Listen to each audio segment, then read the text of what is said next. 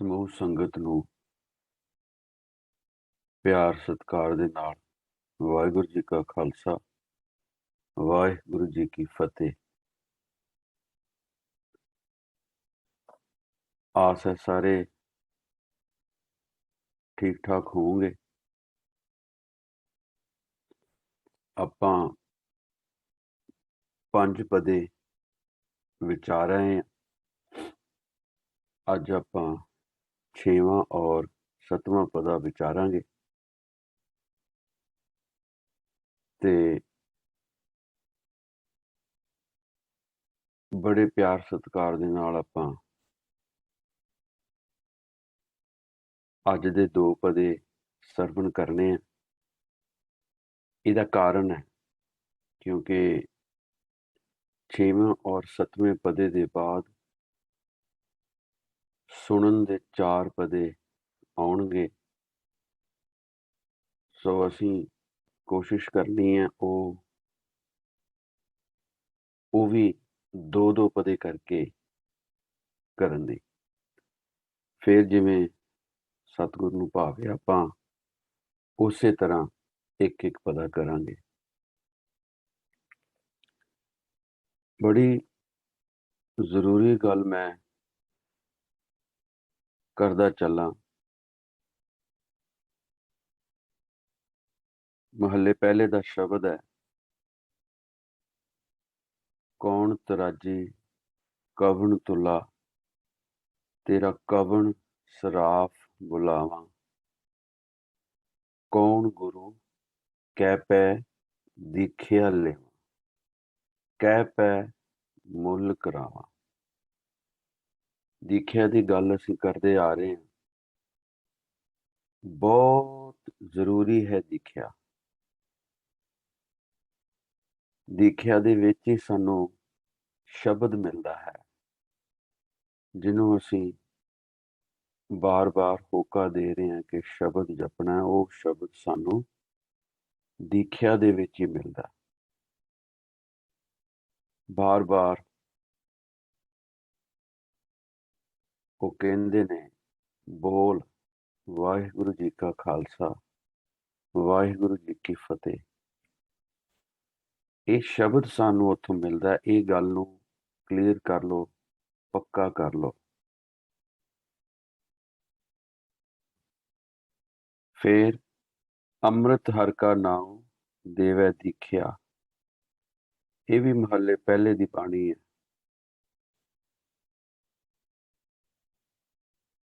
ਜਿਨ ਕੋ ਭਾਂਡੈ ਭਾਉ ਤਿਨਾ ਸਵਾਰਸੀ, ਸੁਖੀ ਕਰੈ ਪਸਾਉ ਦੁਖ ਵਿਸਾਰਸੀ। ਸਹਿਸਾ ਮੂਲੇ ਨਾਹਿ ਸਰ ਪਰ ਤਾਰਸੀ। ਸਰ ਪਰ ਦਾ ਮਤਲਬ ਹੈ ਡੈਫੀਨੇਟ। ਤਿਨਾ ਮਿਲਿਆ ਗੁਰ ਆਏ ਜਿਨ ਕੋ ਲਿਖਿਆ, ਅੰਮ੍ਰਿਤ ਹਰ ਕਾ ਨਾਉ ਦੇਵੈ ਦੀਖਿਆ। ਚਾਲੈ ਸਤਿਗੁਰ ਭਾਏ ਭਵੈ ਨਾ ਭੀਖਿਆ। ਇੱਕ ਗੱਲ ਪੱਕੀ ਕਰ ਲਓ, ਇਹ ਖੰਡੇ ਬਾਟੇ ਦੀ ਪੌਲ ਪੰਜਾਂ ਸਿੰਘਾਂ ਤੋਂ ਪੰਜ ਪਿਆਰੇ ਵਰਤਦੇ ਨੇ।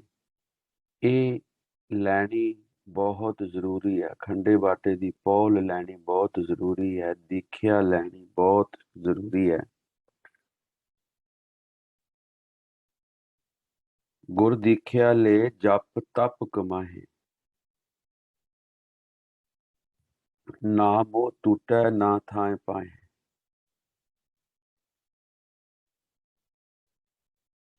ਇਹ ਸਿਰਫ ਇਹਨੂੰ ਏਦਾਂ ਨਾ ਸਮਝ ਲਿਓ ਕਿ ਫਾਰਮੈਲਿਟੀ ਹੈ। ਜੇ ਫਾਰਮੈਲਿਟੀ ਹੈ ਤੇ ਆ ਚੀਜ਼ ਹੈ। ਗੁਰ ਦੀਖਿਆ ਲੈ ਜਪ ਤਪ ਕਮਾਏ, ਨਾ ਮੋਹ ਟੂਟੈ ਨਾ ਥਾਂ ਪਾਏ। ਨਾ ਉਹਨਾਂ ਦਾ ਮੋਹ ਹੀ ਟੁੱਟਦਾ, ਨਾ ਹੀ ਉਹਨਾਂ ਦੀ ਜਿਹੜੀ ਸੇਵਾ ਉਹ ਅਕਾਲ ਪੁਰਖ ਦੇ ਦਰ ਤੇ ਕਬੂਲ ਹੁੰਦੀ ਹੈ। ਜਿੰਨਾ ਚਿਰ ਭਾਵ ਪਿਆਰ ਨਹੀਂ ਹੈ ਅੰਦਰੋਂ। ਫਾਰਮੈਲਿਟੀ ਦੇ ਤੌਰ ਤੇ ਜੇ ਸਟਬਨ ਬਣ ਕੇ ਜਿੱਦ ਕਰਕੇ ਵੀ ਲੱਗ ਜਾਓਗੇ ਤਾਂ ਵੀ ਉਹ ਥਾਂ ਨਹੀਂ ਪੈਣਾ। ਇਹ ਅੰਦਰੋਂ ਪ੍ਰੇਮ ਪੈਦਾ ਕਰਨਾ। ਇਸੇ ਕਰਕੇ ਅਸੀਂ 4 ਫੈਕਟਰ ਬੜੇ ਕਲੀਅਰ ਕਰਦੇ ਆ ਰਹੇ ਹਾਂ ਕਿ ਭਰੋਸਾ, ਪ੍ਰਤੀਤ, ਇੱਕ ਨੂੰ ਮੰਨਣਾ, ਇੱਕ ਨਾਲ ਕਮਿਟਮੈਂਟ ਦਿਖਿਆ ਔਰ ਇੱਕ ਦਾ ਹੀ ਜਪ ਕਰਨਾ। ਇਹ ਸਾਰੀ ਗੁਰਬਾਣੀ 'ਚ ਇਹੀ ਵਰਤਾਰਾ ਚੱਲੇਗਾ। ਮੈਨੂੰ ਨਹੀਂ ਪਤਾ ਵੀ ਅੱਜ ਤੱਕ ਇਹ ਕਿਸੇ ਨੇ ਖੋਲਿਆ ਜਾਂ ਨਹੀਂ ਖੋਲਿਆ, ਜਾਂ ਕੋਈ ਇੱਥੋਂ ਤੱਕ ਆ ਕੇ ਕਿਸੇ ਨੇ ਗੁਰਬਾਣੀ ਦੀ ਐਕਸਪਲੇਨੇਸ਼ਨ ਕੀਤੀ ਹੈ ਨਹੀਂ ਕੀਤੀ, ਲੇਕਿਨ ਜੋ ਸਾਨੂੰ ਸਤਿਗੁਰ ਬਾਣੀ ਚੋਂ ਫਰਮਾ ਰਹੇ ਆ, ਜੋ ਦੇ ਰਹੇ ਆ, ਉਹ ਅਸੀਂ ਖੋਲ ਰਹੇ ਹਾਂ। ਫਿਰ ਹੈ ਸਿੱਖ ਸਭਾ ਦੀਖਿਆ ਕਾ ਭਾਓ, ਫਿਰ ਹੈ ਪੂਰੇ ਗੁਰ ਕੀ ਪੂਰੀ ਦੀਖਿਆ, ਫਿਰ ਹੈ ਸਤਿਗੁਰ ਦੇਖਿਆ ਦਿਖਿਆ ਲੀਨੀ। ਗੁਰੂ ਨਾਨਕ ਦੀ ਬਾਣੀ ਹੈ ਮੋਸਟਲੀ ਜਿਹੜੀਆਂ ਆਪਾਂ ਐਗਜ਼ਾਮਪਲਸ ਲੈ ਰਹੇ ਹਾਂ, ਗੁਰੂ ਨਾਨਕ ਦੀ ਬਾਣੀ। ਸਿੱਖਿਆ ਦਿਖਿਆ ਭੋਜਨ ਭਾਓ। ਸੋ ਇਹ ਦੀਖਿਆ ਲੈਣੀ ਬੜੀ ਜ਼ਰੂਰੀ ਹੈ। ਦੀਖਿਆ 'ਚ ਸਾਨੂੰ ਸ਼ਬਦ ਮਿਲਦਾ ਹੈ ਗੁਰੂ ਨਾਨਕ, ਗੁਰੂ ਗੋਬਿੰਦ ਸਿੰਘ ਸਾਹਿਬ ਦੇ ਘਰ ਦਾ ਜਿਹੜਾ ਸ਼ਬਦ ਹੈ ਉਹ ਹੈ ਵਾਹਿਗੁਰੂ। ਵਾਹਿਗੁਰੂ ਜਿਹਨੂੰ ਅਸੀਂ ਜਪਣਾ ਹੈ। ਸਾਰੇ ਕੀਰਤਨ ਨਾਮ ਇਕੁਅਲੀ ਇੰਪੋਰਟੈਂਟ ਨੇ, ਇਕੁਅਲੀ ਉਹਨਾਂ ਦੀ ਵੈਲਿਊ ਹੈ, ਲੇਕਿਨ ਹਰ ਰਿਲੀਜਨ ਦਾ ਆਪਣਾ ਇੱਕ ਪ੍ਰੋਸੈਸ ਹੈ। ਸਾਨੂੰ ਜਿਹੜਾ ਪ੍ਰੋਸੈਸ, ਸਾਨੂੰ ਜਿਹੜਾ ਸ਼ਬਦ ਉਹਨਾਂ ਨੇ ਦਿੱਤਾ ਹੈ ਉਹ ਵਾਹਿਗੁਰੂ ਦਿੱਤਾ ਹੈ। ਇਹ ਭੁਲੇਖੇ ਕੱਢ ਦਿਓ, ਇਹ ਗਾਂ ਵੀ ਨਿਕਲ ਜਾਣੇ ਨੇ ਕਿ ਏਕ ਓਂਕਾਰ ਜਪਣਾ ਹੈ। ਏਕ ਓਂਕਾਰ ਸ਼ਬਦ ਨਹੀਂ ਹੈ। ਏਕ ਓਂਕਾਰ ਸ਼ਬਦ ਕਿੱਦਾਂ ਹੋ ਗਿਆ ਬਈ? ਇੱਕ ਤੇ ਹੈ ਹੀ ਹਿੰਸਾ, ਤੇ ਉਹਦੇ ਅੱਗੇ ਉਹ ਪਾਇਆ, ਉਹਦਾ ਮੂੰਹ ਖੁੱਲਾ। ਉਹ ਕਹਿੰਦੇ ਕਿ ਉਹ ਧੁਨ ਰੂਪ ਹੈ, ਉਹ ਕਰਤਾ ਪੁਰਖ ਅਕਾਲ ਪੁਰਖ ਇੱਕ ਹੈ, ਔਰ ਉਹ ਧੁਨ ਰੂਪ ਹੈ, ਉਹਦੀ ਕੋਈ ਦੇਹ ਨਹੀਂ ਹੈ, ਫਿਜ਼ੀਕਲੀ ਕਿਤੇ ਨਹੀਂ ਹੈ, ਲੇਕਿਨ ਉਹ ਹਰ ਥਾਂ ਤੇ ਮੌਜੂਦ ਹੈ। ਇਹ ਹੈ ਧੁਨ ਰੂਪ। ਸੋ ਆਓ ਆਪਾਂ ਆਪਣਾ ਵਿਸ਼ਾ ਸ਼ੁਰੂ ਕਰਦੇ ਹਾਂ। ਪੰਜਾਂ ਪਦਿਆਂ ਤੋਂ ਬਾਅਦ 6ਵਾਂ ਪਦਾ ਹੈ ਤੀਰਥੇ ਨਾਵਾਂ ਜੇ ਤਿਸ ਭਾਵਾਂ, ਵਿਣ ਭਾਣੇ ਕੇ ਨਾਏ ਕਰੀ। ਹੁਣ ਜੇ ਤੀਰਥ ਨੂੰ ਫਿਜ਼ੀਕਲੀ ਮੰਨ ਲਿਆ, ਇਹ ਅਰਥ ਦਾ ਅਨਰਥ ਹੋ ਜਾਣਾ, ਕਿਉਂਕਿ ਦੇਖੋ ਇਹ ਬਿਲਕੁਲ ਸਟਾਰਟਿੰਗ ਪੁਆਇੰਟ ਹੈ ਗੁਰੂ ਗ੍ਰੰਥ ਸਾਹਿਬ ਦਾ, ਔਰ ਸਾਰੇ ਗੁਰੂ ਗ੍ਰੰਥ ਸਾਹਿਬ ਚ ਤੀਰਥ ਨੂੰ ਕਿਤੇ ਵੀ ਮਹਾਨਤਾ ਨਹੀਂ ਦਿੱਤੀ ਗਈ, ਇੰਪੋਰਟੈਂਸ ਨਹੀਂ ਦਿੱਤੀ ਗਈ। ਦੱਸਦੇ ਹਾਂ, ਗੱਲ ਕਰਦੇ ਹਾਂ ਕਿ ਕਿਹੜਾ ਤੀਰਥ ਇੰਪੋਰਟੈਂਟ ਹੈ, ਕਿਹੜੇ ਤੀਰਥ ਨੂੰ ਮਹਾਨ ਮੰਨਿਆ ਗਿਆ। ਹੁਣੇ ਕਰਦੇ ਹਾਂ ਗੱਲ।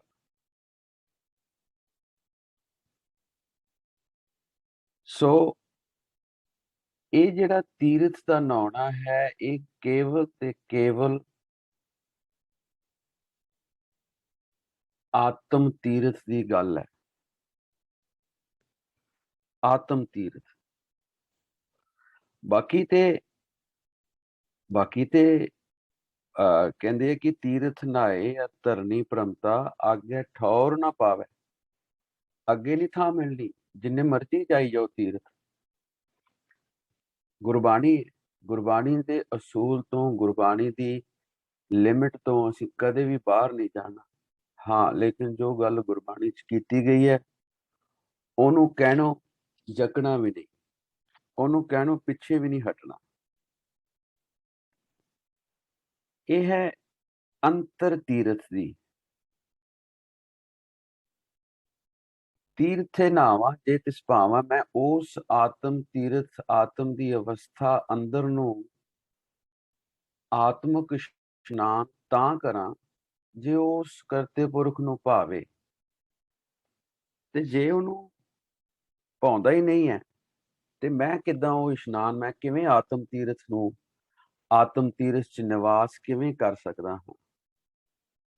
ਜੇ ਦੁਨਿਆਵੀ ਤੀਰਥ ਲੈ ਲਿਆ ਇੱਥੇ, ਇਹਦਾ ਮਤਲਬ ਕੁਝ ਹੋਰ ਨਿਕਲ ਜਾਣਾ। ਉਹ ਸਾਡਾ ਵਿਸ਼ਾ ਨਹੀਂ ਹੈ, ਬਿਲਕੁਲ ਇੱਥੇ ਵਿਸ਼ਾ ਨਹੀਂ ਆ।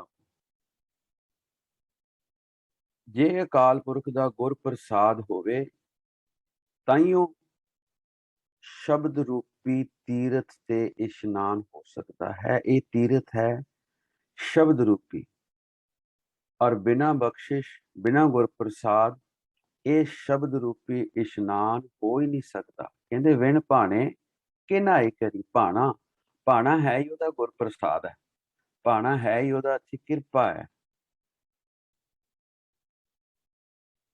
ਤੀਰਥ ਨਾਵਾ ਜੇ ਤਿਸ ਪਾਵਾਂ, ਵਿਣ ਭਾਣੇ ਕਿ ਨਾਈ ਕਰੀ। ਜੇ ਉਹ ਕਰਤੇ ਪੁਰਖ ਨੂੰ, ਪਰਮਾਤਮਾ ਨੂੰ ਪਾਉਂਦਾ ਹੈ, ਉਹਦਾ ਗੁਰ ਪ੍ਰਸਾਦ ਹੈ, ਤਾਂ ਹੀ ਉਸ ਸ਼ਬਦ ਰੂਪੀ ਤੀਰਥ ਤੇ, ਆਤਮ ਤੀਰਥ ਤੇ ਮੈਂ ਨਿਵਾਸ ਕਰ ਸਕਦਾ, ਤਾਂ ਹੀ ਉੱਥੇ ਇਸ਼ਨਾਨ ਹੋ ਸਕਦਾ ਹੈ।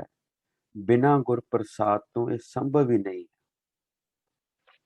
ਅੱਗੇ ਚੱਲੀ। ਜੇਤੀ ਸਿਰਠ ਉਪਾਈ ਵੇਖਾਂ, ਵਿਣ ਕਰਮਾਂ ਕੇ ਮਿਲੇ ਲਈ। ਹੁਣ ਅਸੀਂ ਗੱਲ ਕਰਦੇ ਆ ਰਹੇ ਹਾਂ ਤੀਰਥ ਦੀ ਉੱਤੇ। ਇਹ ਤੀਰਥ ਕਿਹੜਾ ਹੈ? ਬਿਲਕੁਲ ਇਹਨੂੰ ਇਹਨੂੰ ਇਹਨੂੰ ਇਹਨੂੰ ਦੁਨਿਆਵੀ ਤੀਰਥ ਬਿਲਕੁਲ ਨਹੀਂ ਹੈ। ਤਟ ਤੀਰਥ ਨਹੀਂ ਮਨ ਪਤਿਆਏ। ਇਹ ਭਗਤ ਕਬੀਰ ਸਾਹਿਬ ਕਹਿ ਰਹੇ ਆ, ਗੁਰੂ ਨਾਨਕ ਤੋਂ ਵੀ ਪਹਿਲੇ ਕਾਲ ਦੇ ਵਿੱਚ ਹੋਏ ਆ। ਕਹਿੰਦੇ ਤਟ ਤੀਰਥ ਨਹੀਂ ਮਨ ਪਤਿਆਏ। ਹਾਂ, ਬਾਬਾ ਨਾਨਕ ਜਿਹੜੀ ਗੱਲ ਇੰਪੋਰਟੈਂਟ, ਉਹ ਕਹਿੰਦੇ ਸੱਚ ਤਾਂ ਪਰ ਜਾਣੀਏ ਜਾਂ ਆਤਮ ਤੀਰਥੇ ਕਰੇ ਨਿਵਾਸ।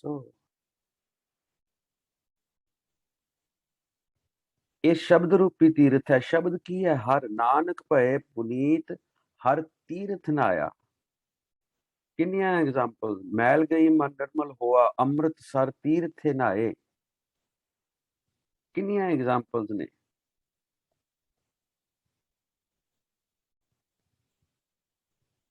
ਸਤ ਸੰਤ ਭਗਤ ਪ੍ਰਵਾਨ ਜੋ ਪ੍ਰਭ ਪਾਇਆ, ਸਈ ਵਿਚਖਣ ਜੰਤ ਜਿਨੀ ਹਰ ਧਿਆਇਆ।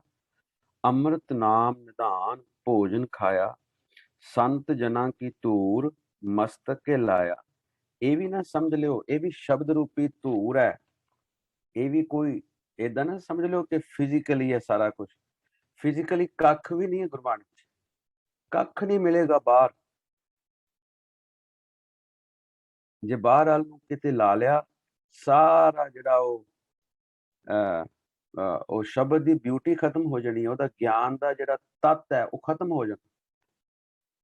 ਸੋ ਦੁਨਿਆਵੀ ਤੀਰਥ ਨਹੀਂ ਹੈ। ਦੁਨਿਆਵੀ ਇਹ ਸੰਤ ਜਨਾਂ ਦੀ ਧੂੜ ਕਿਤੇ ਨਹੀਂ ਹੈ। ਉਹ ਸਪਿਰਿਚੁਅਲ ਡਸਟ ਹੈ, ਸਪਿਰਿਚੁਅਲ ਧੂੜ ਹੈ। ਹਰ ਧੂੜ ਜਿਹੜੀ ਹੈ ਸ਼ਬਦ ਰੂਪੀ ਧੂੜ ਹੈ। ਅੰਮ੍ਰਿਤ ਨਾਮ ਨਿਧਾਨ ਭੋਜਨ ਖਾਇਆ, ਸੰਤ ਜਨਾਂ ਕੀ ਧੂਰ ਮਸਤਕ ਕੇ ਲਾਇਆ। ਨਾਨਕ ਭਏ ਪੁਨੀਤ ਹਰ ਤੀਰਥ ਨਾਇਆ। ਜਦੋਂ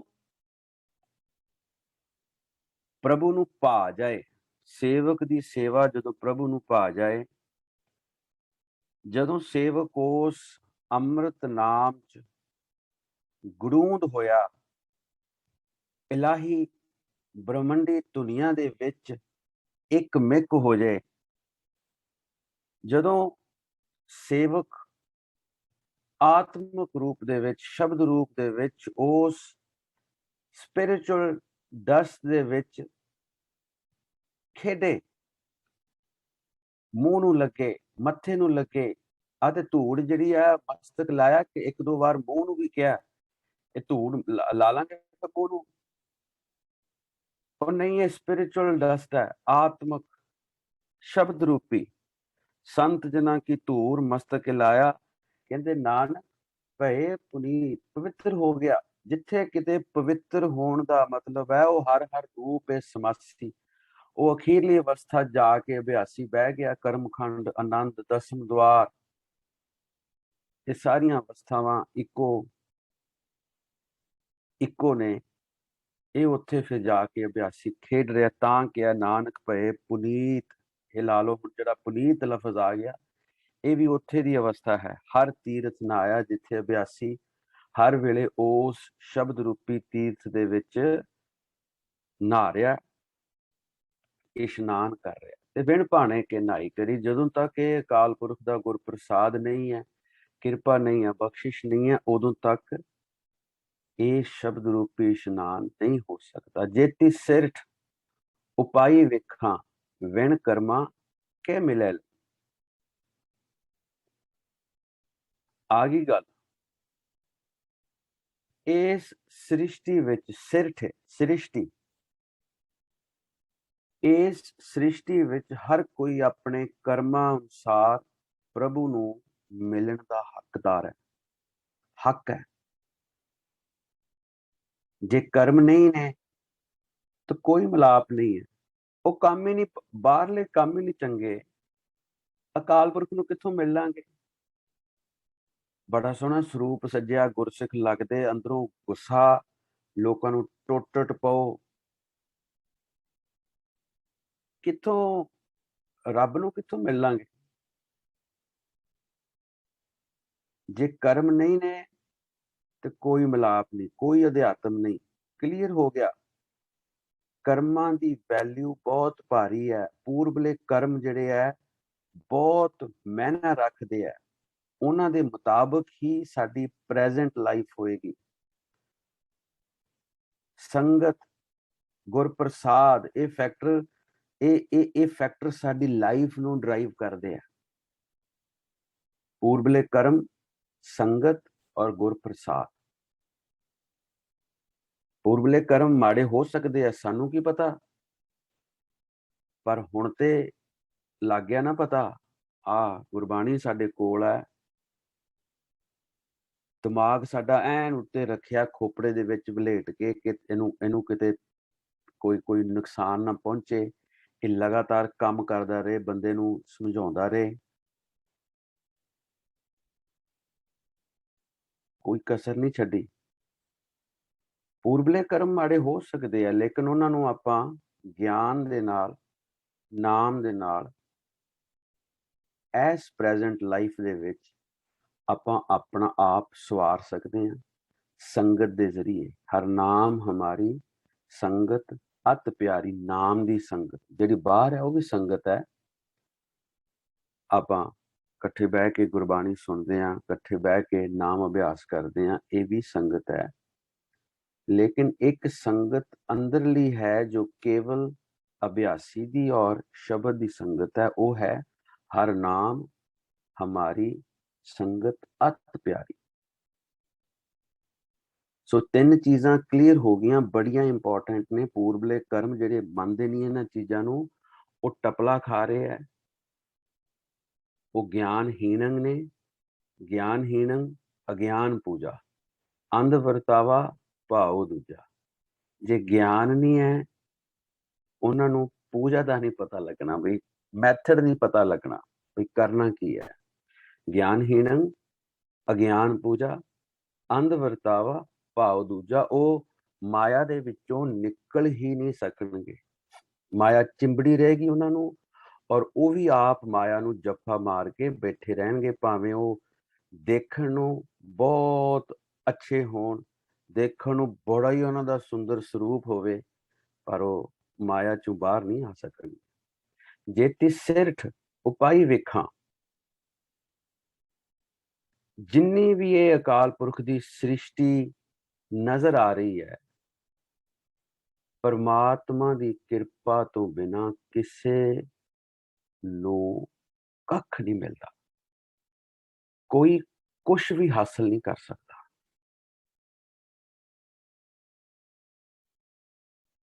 ਗੁਰਪ੍ਰਸਾਦ ਬੜਾ ਵੱਡਾ ਫੈਕਟਰ ਹੈ, ਬੜਾ। ਇਸੇ ਕਰਕੇ ਇਸ ਲਫ਼ਜ਼ ਨੂੰ ਸਭ ਤੋਂ ਪਹਿਲਾਂ ਰੱਖਿਆ ਗੁਰੂ ਗ੍ਰੰਥ ਸਾਹਿਬ ਦੇ ਵਿੱਚ, ਇੱਕੋ ਜਾਂ ਇੱਕ ਓਂਕਾਰ। ਜਿਵੇਂ ਮਨ ਨੂੰ ਤਸੱਲੀ ਆਉਂਦੀ ਹੈ ਤਿਵੇਂ ਪੜ੍ਹ ਸਕਦੇ ਹੋ। ਕਰਤਾ ਪੁਰਖ ਨਿਰਭਉ ਨਿਰਵੈਰ ਅਕਾਲ ਮੂਰਤ ਅਜੂਨੀ ਸੈਭੰ ਗੁਰ ਪ੍ਰਸਾਦ, ਸਭ ਤੋਂ ਉੱਤੇ ਰੱਖਿਆ। गुरु दी किरपा। अगे चलिए। मत विच रतन जवाहर मानक, जे एक गुर की सिख सुनी।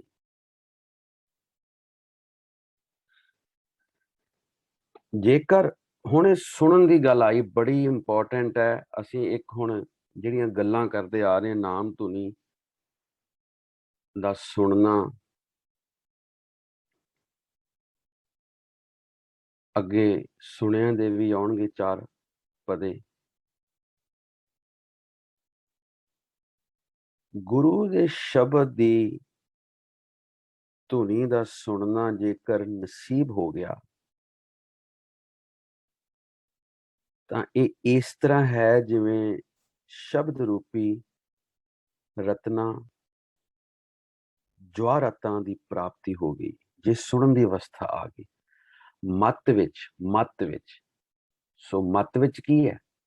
ਰਤਨ ਜਵਾਹਰ ਮਾਨਕ। ਜਿੱਥੇ ਵੀ ਮੱਤ ਵਿੱਚ ਆਏਗਾ ਉਹ ਕਲੀਅਰ ਹੋ ਗਿਆ, ਫਿਜ਼ੀਕਲੀ ਨਹੀਂ ਹੈ, ਉਹ ਸ਼ਬਦ ਰੂਪੀ ਹੈ। ਜ਼ਹਿਨ ਦੇ ਵਿੱਚ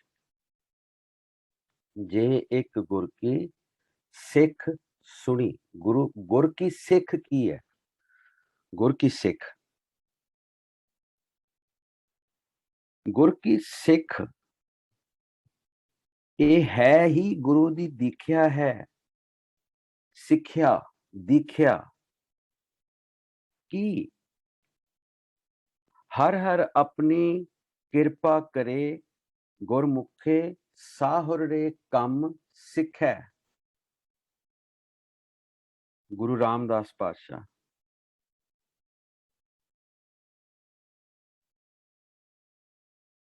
मुंद यानी पेयड़े क्यों कर हर दर्शन पिखै। हर हर अपनी किरपा करे, गुरमुखे साहुरड़े कम सिखै। साहुरड़े कम सिखै की गुरमुख हर हर सदा ध्याए। ये गां ਦੀਆਂ ਗੱਲਾਂ ਨੇ। ਉਹ ਧੀ ਧਿਆਣੀ ਨੇ ਜਾਣਾ ਹੋਵੇ ਸਹੁਰੇ ਘਰ ਤੇ ਉਹਨੂੰ ਪੇਕੇ ਘਰੀ ਸਾਰਾ ਕੁਝ ਸਿਖਾਇਆ ਜਾਂਦਾ, ਦੱਸਿਆ ਜਾਂਦਾ। ਸੇਮ ਫਾਰਮੂਲਾ ਸਾਨੂੰ ਆ ਇੱਥੇ ਦੱਸ ਰਿਹਾ ਕਰਤਾ ਪੁਰਖ ਗੁਰਬਾਣੀ ਦੇ ਰਾਹੀਂ ਕਿ ਇਹ ਇੱਥੇ ਆਏ ਆ, ਇਹ ਪਰਮਾਨੈਂਟ ਨਹੀਂ ਹੈ ਇੱਥੇ ਸਾਡਾ ਰੈਜ਼ੀਡੈਂਸ, ਅਸੀਂ ਅੱਗੇ ਜਾਣਾ। ਸੋ ਅਗਲੇ ਜਿਹੜੇ ਕੰਮ ਨੇ, ਜਿਹੜੇ ਇੰਪੋਰਟੈਂਟ ਨੇ, ਉਹ ਸਿੱਖ ਲਓ। हो गया कि नहीं क्लियर? स्टेप बाय स्टेप चलो। श्री राग महला चौथा घर दूजा छंत, पोथी पन्ना नंबर 78 79 78 79। कहते मुंद यानी पेयड़े क्यों कर हर दर्शन पिखै। हर हर अपनी किरपा करे, गुरमुखे साहुरड़े काम सिखै। साहुरड़े काम सिखै गुरमुखे हर हर सदा ध्याए। सैयां विच फिरै सुहेली, हर दरगाह बाह लुड़ाए। लेखा धर्म राय की बाकी, जप हर हर नाम किरखै। किरखै परमात्मा दा नाम जप जप के धर्मराज दा लेखा मुका लैंदा, लेखा ही खत्म कर लैंदा अभ्यासी। मुंद यानी पेयड़े गुरमुखे हर दर्शन दिखै। देखना भी आ गया। ये सिख सुनी, गुर की सिख है ही धुन रूपी शब्द है।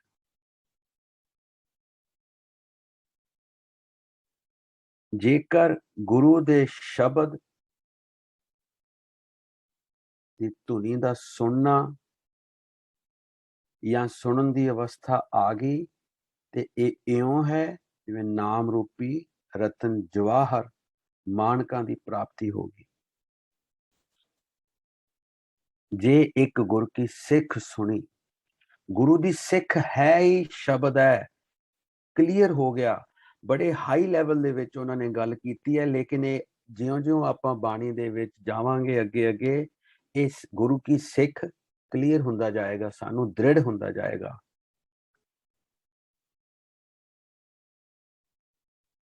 गुरां एक देह बजाई,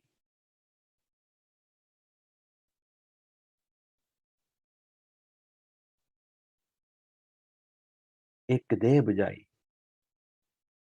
ਇੱਕ ਦੇ ਬਾਰੇ ਸਮਝਣਾ ਔਰ ਇੱਕ ਦੇ ਬਾਰੇ ਬੁੱਝਣਾ, ਇਹ ਬੇਨਤੀ ਰੂਪ ਹੋ ਕੇ ਅਰਦਾਸ ਕਰਨੀ ਹੈ। ਇੱਕ ਦੇ ਬੁਝਾਈ, ਇੱਕ ਦੇ ਬਾਰੇ ਮੈਨੂੰ ਬੁਝਾ ਤੇ ਸਹੀ। ਉਹ ਕੌਣ ਹੈ? ਇੱਕ ਸਭਨਾ ਜੀਆਂ ਕਾ ਇੱਕ ਦਾਤਾ, ਸੋ ਮੈਂ ਵਿਸਰੇ ਨਾ ਜਾਈ। ਉਹ ਆ ਚੀਜ਼ ਬੁਝਾ ਰਹੇ ਹੈ। ਕਹਿੰਦੇ ਜਿਹੜਾ ਸਾਰਿਆਂ ਦਾ ਇੱਕੋ ਦਾਤਾ ਹੈ, ਉਹ ਮੈਨੂੰ ਵਿਸਰੇ ਨਾ, ਉਹ ਮੈਨੂੰ ਭੁੱਲੇ ਨਾ। ਔਰ ਉਹਦਾ ਤੇ ਸਾਨੂੰ ਪਤਾ ਹੀ ਨਹੀਂ, ਕਿੱਥੇ ਦੇਖਾਂਗੇ ਉਹਨੂੰ, ਕਿੱਥੇ ਮਹਿਸੂਸ ਕਰਾਂਗੇ। ਹਾਂ, ਸਤਿਗੁਰ ਬਚਨ ਹੈ। ਸਤਿਗੁਰ ਸ਼ਬਦ ਦਾ ਸਾਨੂੰ ਪਤਾ ਹੈ, ਅਸੀਂ ਦੀਖਿਆ ਲੈ ਲਈ ਹੈ ਸ਼ਬਦ ਦੀ। ਪੰਜਾਂ ਪਿਆਰਿਆਂ ਤੋਂ ਫਤਿਹ ਗਜਾ ਕੇ ਅਸੀਂ ਦੀਖਿਆ ਲੈ ਲਈ ਹੈ, ਨਾਮ ਦ੍ਰਿੜ ਕਰ ਲਿਆ ਅਸੀਂ।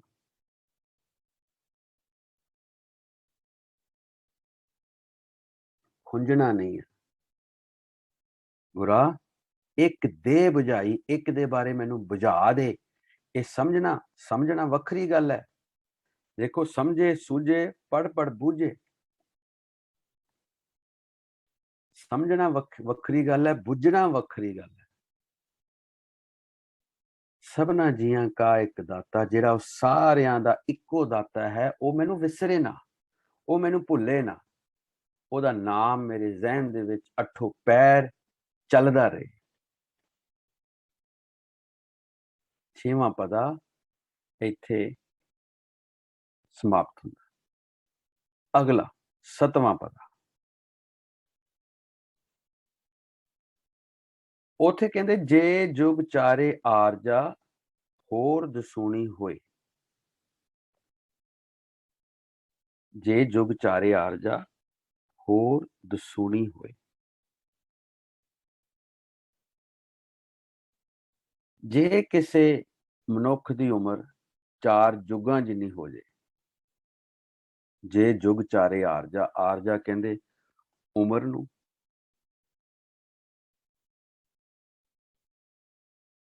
ਹੋਰ ਦਸੂਣੀ ਹੋ, ਕਹਿੰਦੇ ਇਸ ਦੇ ਬਾਅਦ ਵੀ ਇੱਥੇ ਬਸ ਨਹੀਂ, ਇਸ ਤੋਂ ਵੀ 10 ਗੁਣਾ ਹੋਰ ਹੋ ਜੇ।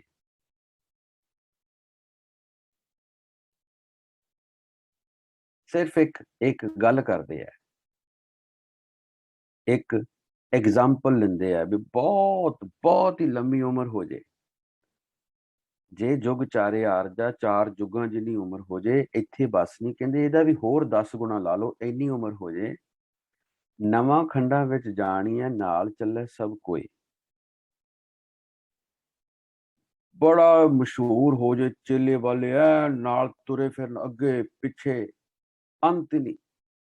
ਨਵਾਂ ਖੰਡਾਂ ਵਿੱਚ ਜਾਣੀ ਹੈ, ਬਹੁਤ ਹੀ ਪਪੂਲਰ ਹੋ ਜੇ, ਨਾਲ ਚੱਲੇ ਸਭ ਕੋਈ। ਉਹਦੇ ਨਾਲ ਅੱਗੇ ਪਿੱਛੇ ਉਹਦੇ ਚੇਲੇ ਬਣ ਘੁੰਮਦੇ ਹੋਣ, ਸੇਵਾ 'ਚ ਬਹਿੰਦੇ ਹੋਣ। ਇੰਨੀ ਵਾਹ ਖੱਟੇ, ਚੰਗਾ ਨਾਉ ਰਖਾਏ ਕੈ, ਜਸ ਕੀਰਤ ਜਗ ਲੈ। ਜੇ ਇੰਨਾ ਨਾਮਣਾ ਖੱਟ ਕੇ ਸੰਸਾਰ ਦੀ ਸ਼ੋਭਾ ਵੀ ਪ੍ਰਾਪਤ ਕਰ ਲੈ, ਜਸ ਕੀਰਤੇ ਜਗ ਲੈ, ਇੰਨਾ ਮਕਬੂਲ ਹੋ ਜੇ, ਇੰਨਾ ਸਫਲ ਹੋ ਜੇ। ਜੇ ਤਿਸ ਨਦਰ ਨਾ ਆਵੇ ਤਾਂ ਬਾਤ ਨਾ ਪੁੱਛੈ ਕੇ। ਜੇ ਅਕਾਲ ਪੁਰਖ ਦੀ ਨਦਰ ਨਹੀਂ ਹੈ, ਗੁਰਪ੍ਰਸਾਦ ਨਹੀਂ ਹੈ, ਮਿਹਰ ਨਹੀਂ ਹੈ, ਤਾਂ ਉਹ ਸਮਝ ਲਓ ਇਦਾਂ ਹੀ ਹੈ, ਉਹ ਬੰਦਾ ਇਦਾਂ ਹੀ ਹੈ ਜਿੱਦਾਂ ਉਹਦੀ ਕੋਈ ਖਬਰ ਵੀ ਨਾ ਪੁੱਛੇ। ਬੜਾ ਬੰਦੇ ਨੂੰ ਧੁਰ ਅੰਦਰੋਂ ਸੱਟ ਵੱਜਦੀ ਹੈ ਜਦੋਂ ਬੰਦਾ ਇੰਨਾ ਮਸ਼ਹੂਰ ਹੋਵੇ, ਇੰਨੇ ਬੰਦੇ ਉਹਦੇ ਅੱਗੇ ਪਿੱਛੇ ਘੁੰਮਣ ਵਾਲੇ ਹੋਣ, ਸੇਵਾ 'ਚ ਹਾਜ਼ਰ ਹੋਣ, ਪਰ ਜਦੋਂ ਉਹਨੂੰ ਲੋੜ ਹੋਵੇ ਔਰ ਉਦੋਂ ਉਹਦੀ ਕੋਈ ਬਾਤ ਨਾ ਪੁੱਛੇ, ਬਹੁਤ ਬੰਦੇ ਨੂੰ ਸੱਟ ਵੱਜਦੀ ਹੈ। ਤਾਂ ਇਹ ਗੱਲ ਕੀਤੀ ਹੈ, ਕਹਿੰਦੇ ਜੇ ਤਿਸ ਨਜ਼ਰ ਨਾ ਆਵੇ, ਜੇ ਇੰਨਾ ਕੁਝ ਹਾਸਲ ਕਰਨ ਦੇ ਬਾਅਦ ਵੀ, ਇੰਨਾ ਸਫਲ ਹੋਣ ਦੇ ਬਾਵਜੂਦ ਵੀ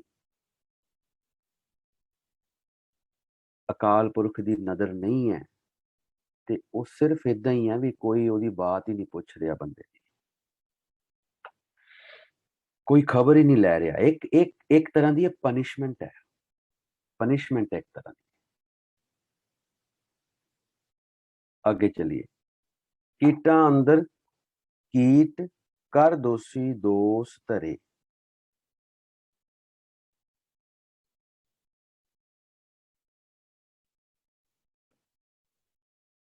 ਐਸਾ ਜਿਹੜਾ ਬੰਦਾ ਇੰਨਾ ਸਫਲ, ਇੰਨਾ ਨਾਮਣਾ ਖੱਟਣ ਵਾਲਾ, ਇੰਨੇ ਲੋਕ ਜਿਹਦੇ ਅੱਗੇ ਪਿੱਛੇ ਘੁੰਮਣ ਵਾਲੇ ਹੋਣ, ਅਕਾਲ ਪੁਰਖ ਦੀ ਨਜ਼ਰ ਤੋਂ ਬਿਨਾ, ਉਹਦੀ ਕਿਰਪਾ ਤੋਂ ਬਿਨਾ ਉਸ ਮਨੁੱਖ ਦੀ ਜਿਹੜੀ ਜਿਹੜੀ ਜਿਹੜੀ ਉਹਨੂੰ ਕਹਿ ਲਓ ਕਿ ਉਸ ਮੰਦਕਰਮੀ ਨੂੰ ਗੰਧ ਦੇ ਕੀੜੇ ਦੀ ਸਜ਼ਾ ਦਾ ਦੋਸ਼ ਮਿਲਦਾ ਹੈ। ਕੀਟਾਂ ਅੰਦਰ ਕੀਟ ਕਰ ਦੋਸ਼ੀ ਦੋਸ਼ ਧਰੇ। ਕਿਉਂਕਿ ਕਿਉਂ ਮਿਲਦਾ? ਕਿਉਂਕਿ ਉਹ ਇੰਨਾ ਹੋਣ ਦੇ ਬਾਵਜੂਦ ਉਹ ਨਾਮ ਦੇ ਉੱਤੇ ਨਹੀਂ ਆਇਆ, ਨਾਮ ਦਾ ਪਹਿਰਾ ਨਹੀਂ ਰੱਖਿਆ ਉਹਨੇ, ਨਾਮ ਨਹੀਂ ਜਪਿਆ, ਸ਼ਬਦ ਦਾ ਅਭਿਆਸ ਨਹੀਂ ਕੀਤਾ।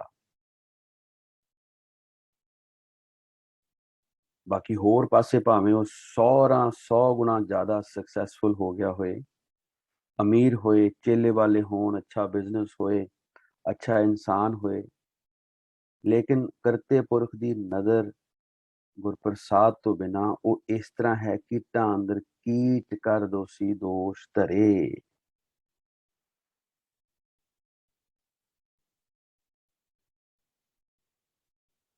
ਗੰਧ ਦੇ ਕੀੜੇ ਦੀ ਸਜ਼ਾ ਦਾ ਉਸ ਨੂੰ ਦੋਸ਼ ਮਿਲਦਾ ਹੈ, 72 ਤੋਂ 72 ਕੀੜੇ ਦੀ ਸਜ਼ਾ ਦਾ ਦੋਸ਼ ਮਿਲਦਾ ਹੈ।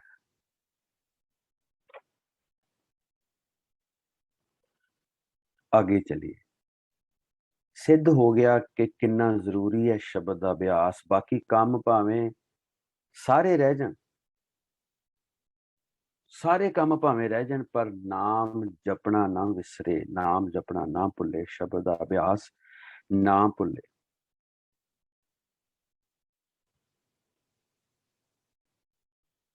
ਨਾਨਕ ਨਿਰਗੁਣੇ ਗੁਣ ਕਰੇ। ਨਾਨਕ ਜੋਤ ਆਖਦੀ ਹੈ, ਉਹ ਅਕਾਲ ਪੁਰਖ ਨਿਰਗੁਣਿਆਂ ਨੂੰ, ਗੁਣਹੀਨ ਮਨੁੱਖ ਨੂੰ ਗੁਣਾਂ ਨਾਲ ਭਰਪੂਰ ਕਰ ਦਿੰਦਾ ਹੈ। ਗੁਣਵੰਤਿਆਂ ਗੁਣ ਦੇ, ਤੇ ਜਿਹੜੇ ਗੁਣਵੰਤੇ ਹੋਣ ਉਹਨਾਂ ਨੂੰ ਵੀ ਗੁਣ ਬਖਸ਼ਦਾ ਹੈ। ਜਿਉਂ ਜਿਉਂ ਰਾਮ ਕਹੇ ਜਨ ਉੱਚੇ, ਤੇਹਾ ਕੋਏ ਨਾ ਸੁਝਈ, ਜੇ ਤਿਸ ਗੁਣ ਕੋਏ ਕਰੇ। ਇਹੋ ਜਿਹਾ ਕੋਈ ਹੋਰ ਨਹੀਂ ਦਿਸਦਾ, ਤੇਹਾ ਕੋਈ ਨਾ ਸੁਝੀ, ਇਹੋ ਜਿਹਾ ਕੋਈ ਹੋਰ ਨਹੀਂ ਹੈ, ਉਸ ਇੱਕ ਦੇ ਤੁਲਨਾਤਮਕ ਕੋਈ ਹੋਰ ਨਹੀਂ ਹੈ, ਉਸ ਕਰਤੇ ਪੁਰਖ ਵਰਗਾ ਕੋਈ ਹੋਰ ਨਹੀਂ ਹੈ, ਉਸ ਅਕਾਲ ਪੁਰਖ ਵਰਗਾ ਇੱਕ ਵਰਗਾ ਕੋਈ ਹੋਰ ਨਹੀਂ ਹੈ। ਜੇ ਤਿਸ ਗੁਣ ਕੋਏ ਕਰੇ, ਜੋ ਇੱਕ ਨਿਰਗੁਣ ਜੀਵ ਨੂੰ ਗੁਣ ਦੇ ਸਕਦਾ ਹੋਵੇ, ਗੁਣਾਂ ਨਾਲ ਭਰਪੂਰ ਕਰ ਸਕਦਾ ਹੋਵੇ, ਉਸ ਵਰਗਾ ਕੋਈ ਦੂਸਰਾ ਨਹੀਂ ਹੈ।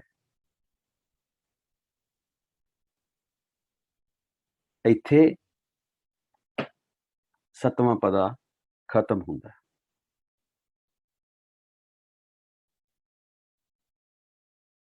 ਇਹਨਾਂ ਦਾ ਹੁਣ ਰਿਜ਼ਲਟ ਜਿਹੜਾ, ਜਿੱਥੇ ਇਹਦਾ ਇੱਥੇ ਆਪਾਂ ਪਿਛਲੇ ਪਦੇ 'ਚ ਪੜ੍ਹ ਕੇ ਆਏ ਹਾਂ, ਮਤ ਵਿੱਚ ਰਤਨ ਜਵਾਹਰ ਮਾਨਕ, ਜੇ ਇੱਕ ਗੁਰ ਕੀ ਸਿੱਖ ਸੁਣੀ।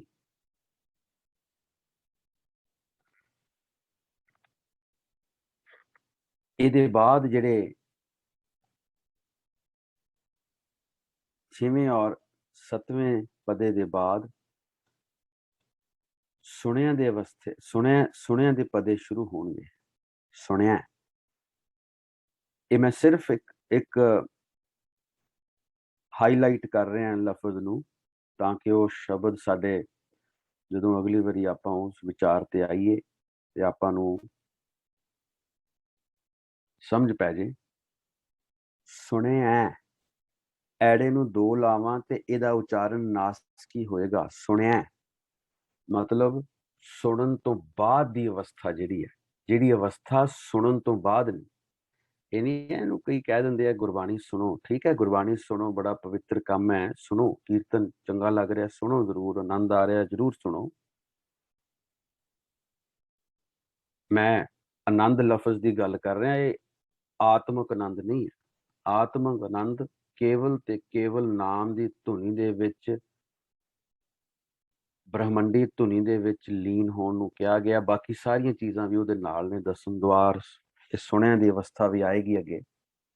ਇਹਦੇ ਵਿੱਚ ਹੀ ਆਪਾਂ ਇਹਨੂੰ ਖੋਲਦੇ ਚੱਲਾਂਗੇ। ਇਹ ਸੁਣਨ ਤੋਂ ਬਾਅਦ, ਸੁਣਿਆ ਦਾ ਮਤਲਬ ਸੁਣਨ ਤੋਂ ਬਾਅਦ। ਇਸੇ ਤਰ੍ਹਾਂ ਹੀ ਮੈਂ ਅੱਗੇ ਵੀ ਐਗਜ਼ਾਮਪਲ ਲਈ ਸੀ, ਦਰਸ਼ਨ ਪਰਸੈ ਗੁਰੂ ਕੈ ਜਨਮ ਮਰਨ ਦੁਖ ਜਾਏ। ਕਲੀਅਰ ਹੋ ਗਿਆ ਨਾ।